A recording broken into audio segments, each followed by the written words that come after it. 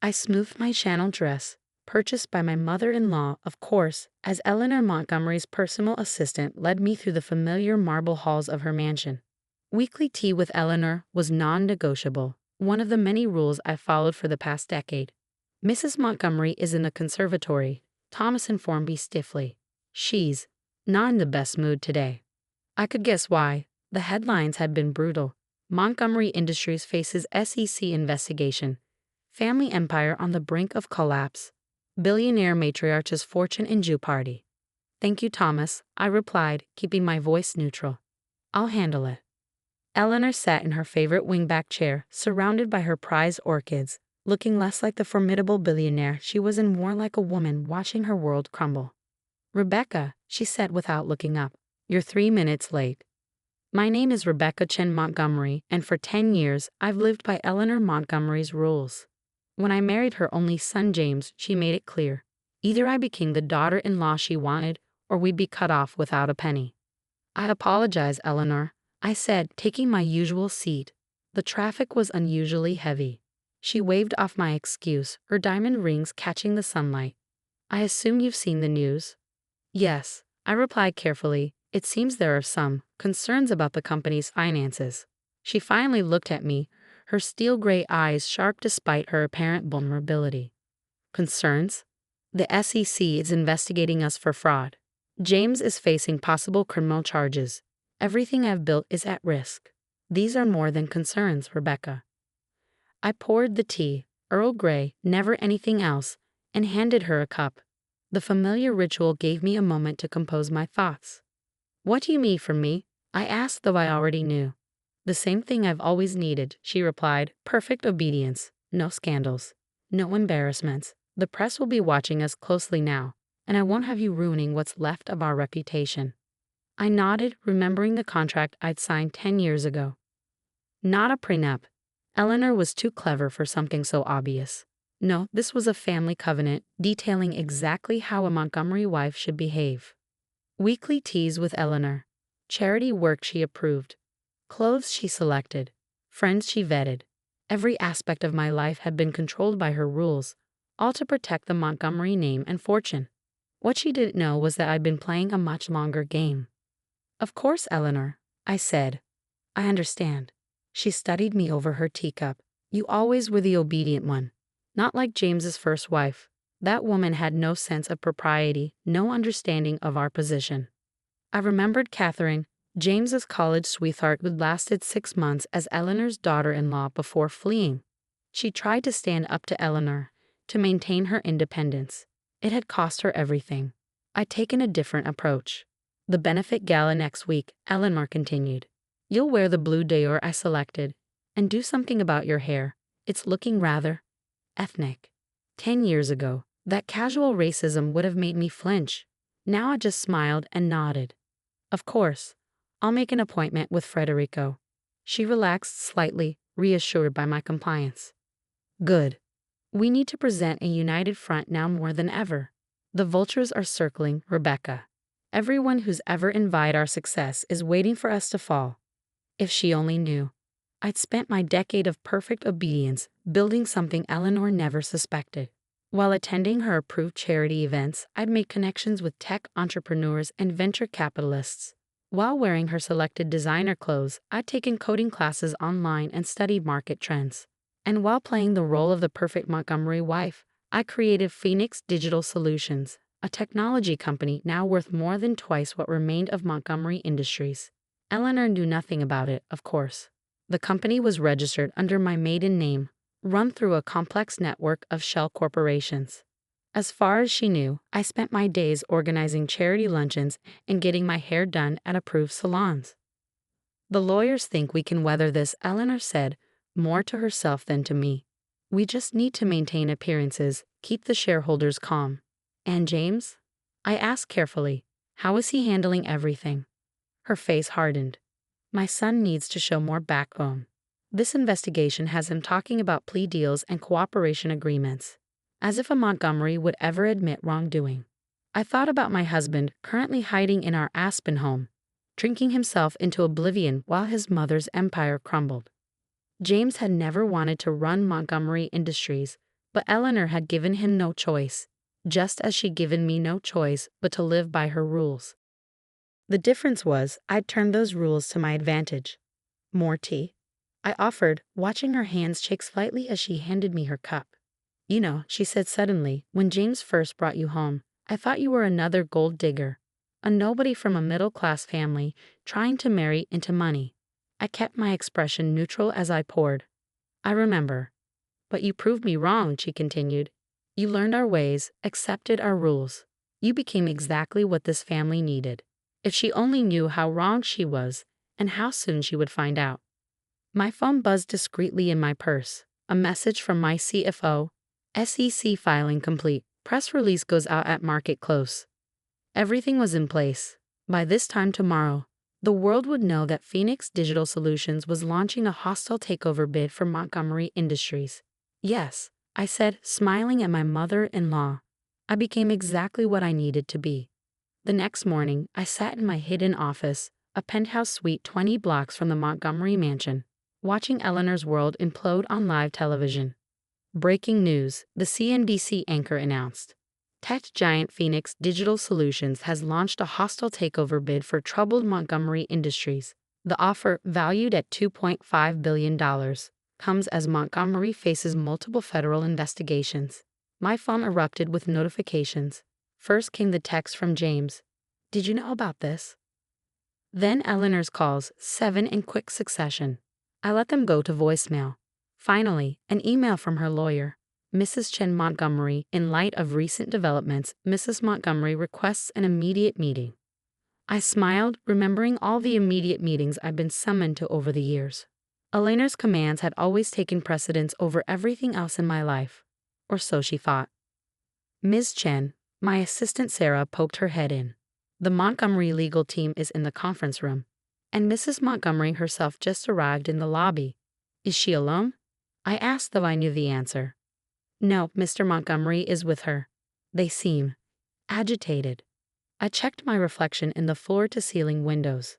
My hair was perfectly styled, not by Eleanor's chosen stylist, but by someone who actually knew how to work with Asian hair. My suit was Armani, selected by me, not by my mother-in-law's personal shopper. For the first time in 10 years, I was dressed entirely as myself. Send them up, I said. And Sarah, make sure security is ready. Just in case.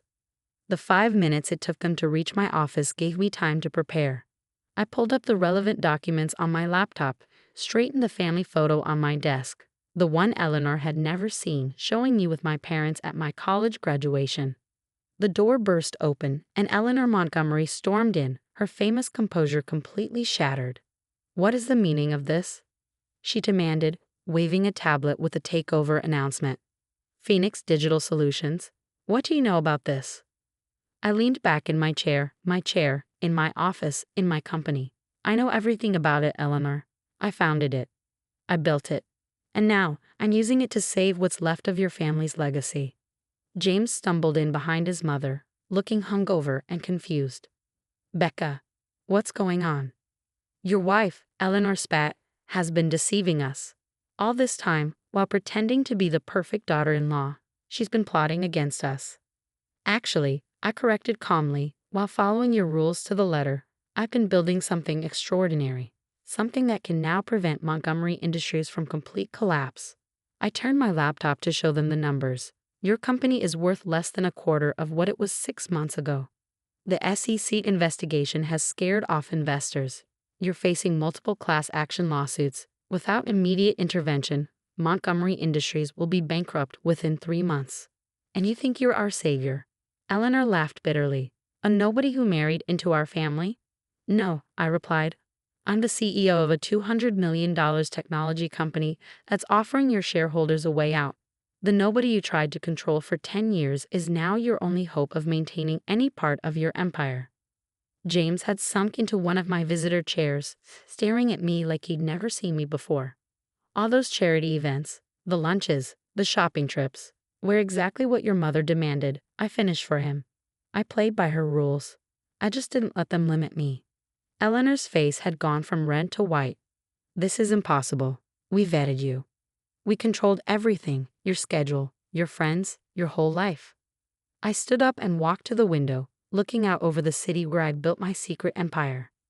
You controlled what you could see, I said quietly.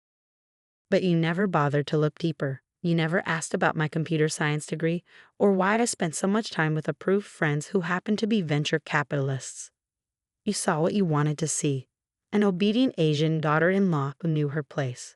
I turned back to face him, taking in Eleanor's stunned expression and James's look of dawning realization. The offer is fair, I continued. More than fair, given your current situation. Phoenix Digital Solutions will acquire Montgomery Industries, maintain key personnel who aren't implicated in the SEC investigation, and protect the Montgomery name from complete disgrace. And what about us? James asked quietly. What happens to my mother and me? I sat back down, folding my hands on my desk. That depends. The SEC has evidence of significant financial fraud, James. Evidence that points directly to you and the board. But, I pause. If you cooperate fully with the investigation, Phoenix can help mitigate the damage. Cooperate? Eleanor spat. A Montgomery does not cooperate with government investigations. That's exactly the kind of thinking that brought us here, I replied sharply.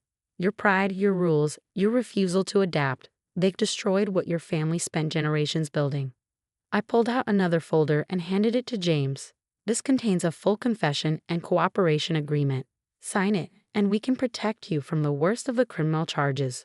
Refuse, and you're on your own. You're blackmailing us, Eleanor said, her voice shaking with rage. No, I'm offering you salvation. There's a difference. I turned to my husband. James, you never wanted to run Montgomery Industries. You never wanted any of this. Here's your chance to be free. He opened the folder with trembling hands, reading through the documents. If I sign this, you'll face reduced charges, probably probation instead of prison time. You'll maintain a comfortable income from a trust Phoenix will establish. And most importantly, you'll be out from under your mother's control. Eleanor lunged for the papers, but James pulled them away. Don't you dare, she hissed. Don't you dare betray this family. The family betrayed itself, I said quietly. Through greed, through arrogance, through believing that rules and control could prevent change. James looked up at me, really looked at me, perhaps for the first time in our marriage. All these years, you were building this while living under her rules. How? Because I understood something Eleanor never did, I replied. Real power isn't about controlling others. It's about controlling yourself, playing the long game, and knowing exactly when to strike. I watched as he picked up the pen, ignoring his mother's protests. His signature was shaky but clear. Guards, I called softly, and 2 security officers entered. Please escort Mrs. Montgomery out. Her attorney will receive all relevant documents by end of day. You can't do this, she screamed as they led her away. I made you. Everything you are is because of me. No, Eleanor, I said standing. Everything I am is despite you. After they left, James remained in his chair, looking lost. What happens now? Now, I said, you get help. Real help, not just hiding in Aspen with a bottle of scotch. The company will provide the best lawyers and treatment money can buy. And us? He asked. Our marriage. I thought about the decade we'd spent together, both trapped in Eleanor's web of control. That's a conversation for another day. For now, focus on saving yourself. The rest will follow. Over the next few months, Montgomery Industries was absorbed into Phoenix Digital Solutions. The transition was smoother than anyone expected. It turned out many of Montgomery's employees were relieved to be free of Eleanor's toxic leadership. Eleanor herself retreated to her mansion, refusing all contact. Her power, her control, her rules, all gone, replaced by the very thing she tried to suppress: my success. James kept his part of the deal, cooperating fully with investigators. His testimony helped bring down several board members who'd orchestrated the fraud, while his own plea agreement kept him out of prison. 1 year after the takeover, I sat in my office, now in the former Montgomery building, looking at a familiar orchid. It had been delivered that morning with a note. You won. You destroyed everything I built. Are you happy now? I picked up my phone and typed a response. No, Eleanor. I didn't destroy what you built. I saved it. The difference is, I did it my way, not yours. Beautiful, by the way. I've always loved them, even when you thought you were forcing me to admire them at our weekly teas. Then I turned back to my work, to the empire I built while following her rules, to the future she never saw coming. Sometimes the greatest victory isn't in breaking the rules, but in transcending them. Eleanor had tried to control me with her money, her power, her endless demands for perfection. Instead, she taught me the most valuable lesson of all. Patience is the ultimate power, and the best revenge is becoming exactly who you were meant to be, not who someone else tried to force you to be.